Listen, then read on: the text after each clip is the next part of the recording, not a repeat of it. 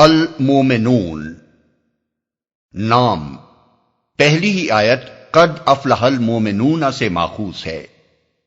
زمانہ نزول، انداز بیان اور مضامین دونوں سے یہی معلوم ہوتا ہے کہ اس سورے کا زمانہ نزول مکے کا دور متوسط ہے۔ پس منظر میں صاف محسوس ہوتا ہے کہ اگرچہ نبی صلی اللہ علیہ وسلم اور کفار کے درمیان سخت کشمکش برپا ہے، لیکن ابھی کفار کے ظلم و ستم نے پورا زور نہیں پکڑا ہے۔ آیت 75-76 سے صاف طور پر یہ شہادت ملتی ہے کہ یہ مکے کے اس قحط کی شدت کے زمانے میں نازل ہوئی ہے جو معتبر روایات کی روح سے اسی دور متوسط میں برپا ہوا تھا۔ عروہ بن زبیر کی ایک روایت سے معلوم ہوتا ہے کہ اس وقت حضرت عمر ایمان لا چکے تھے۔ وہ عبد الرحمن بن عبد القاری کے حوالے سے حضرت عمر کا یہ قول نقل کرتے ہیں کہ یہ سورت ان کے سامنے نازل ہوئی ہے۔ وہ خود نزول وحی کی کیفیت کو نبی صلی اللہ علیہ وسلم پر طاری ہوتے دیکھ رہے تھے، اور جب حضور اس سے فارغ ہوئے تو آپ نے فرمایا، مجھ پر اس وقت 10 ایسی آیتیں نازل ہوئی ہیں کہ اگر کوئی ان کے معیار پر پورا اتر جائے تو یقیناً جنت میں جائے گا۔ پھر آپ نے اس سورے کی ابتدائی آیات سنائیں۔ موضوع اور مباحث، اتباع رسول کی دعوت اس سورت کا مرکزی مضمون ہے اور پوری تقریر اسی مرکز کے گرد گھومتی ہے۔ آغاز کلام اس طرح ہوتا ہے کہ جن لوگوں نے اس پیغمبر کی بات مان لی ہے ان کے اندر یہ اور یہ اوصاف پیدا ہو رہے ہیں، اور یقیناً ایسے ہی لوگ دنیا و آخرت کی فلاح کے مستحق ہیں۔ اس کے بعد انسان کی پیدائش، آسمان و زمین کی پیدائش، نباتات و حیوانات کی پیدائش اور دوسرے آثار کائنات کی طرف توجہ دلائی گئی ہے، جس سے مقصود یہ ذہن نشین کرنا ہے کہ توحید اور معاد کی جن حقیقتوں کو ماننے کے لیے یہ پیغمبر تم سے کہتا ہے، ان کے برحق ہونے پر تمہارا اپنا وجود اور یہ پورا نظام عالم گواہ ہے۔ پھر انبیاء علیہم السلام اور ان کی امتوں کے قصے شروع کیے گئے ہیں، جو بظاہر تو قصے ہی نظر آتے ہیں، لیکن دراصل اس پیرائے میں چند باتیں سامعین کو سمجھائی گئی ہیں۔ اول یہ کہ آج تم لوگ محمد صلی اللہ علیہ وسلم کی دعوت پر جو شبہات و اعتراضات وارد کر رہے ہو وہ کچھ نئے نہیں ہیں۔ پہلے بھی جو انبیاء دنیا میں آئے تھے جن کو تم خود فرستادہ الہی مانتے ہو، ان سب پر ان کے زمانے کے جاہلوں نے یہی اعتراضات کیے تھے۔ اب دیکھ لو کہ تاریخ کا سبق کیا بتا رہا ہے۔ اعتراضات کرنے والے برحق تھے یا انبیاء؟ دوم یہ کہ توحید و آخرت کے متعلق جو تعلیم محمد صلی اللہ علیہ وسلم دے رہے ہیں، یہی تعلیم ہر زمانے کے انبیاء نے دی ہے۔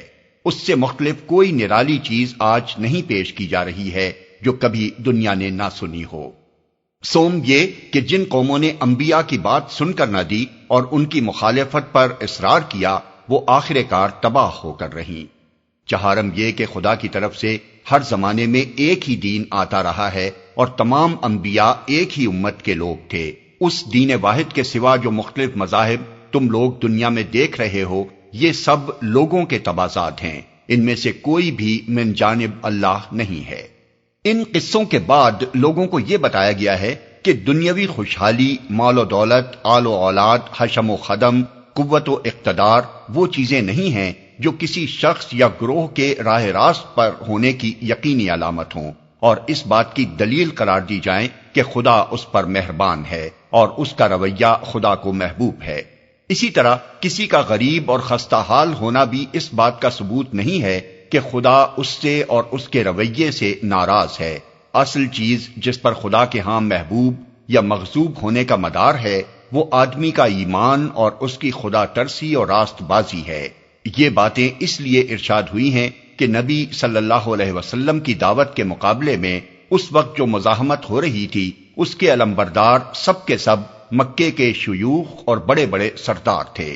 وہ اپنی جگہ خود بھی یہ گھمنڈ رکھتے تھے اور ان کے زیر اثر لوگ بھی اس غلط فہمی میں مبتلا تھے کہ نعمتوں کی بارش جن لوگوں پر ہو رہی ہے اور جو بڑھتے ہی چلے جا رہے ہیں، ان پر ضرور خدا اور دیوتاؤں کا کرم ہے۔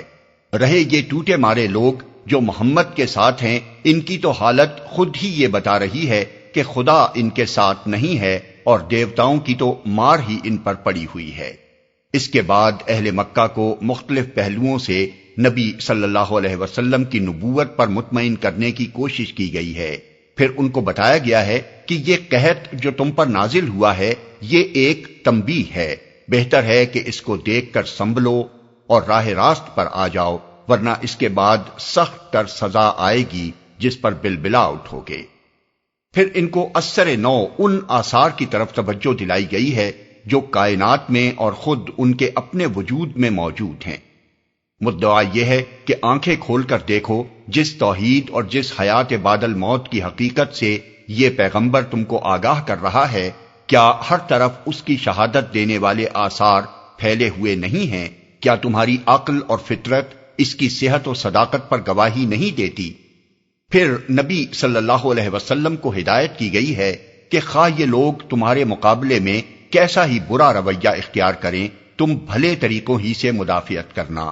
شیطان کبھی تم کو جوش میں لا کر برائی کا جواب برائی سے دینے پر آمادہ نہ کرنے پائے۔ خاتمہ کلام پر مخالفین حق کو آخرت کی باز پرس سے ڈرایا گیا ہے اور انہیں متنبہ کیا گیا ہے کہ جو کچھ تم دعوت حق اور اس کے پیرووں کے ساتھ کر رہے ہو اس کا سخت حساب تم سے لیا جائے گا۔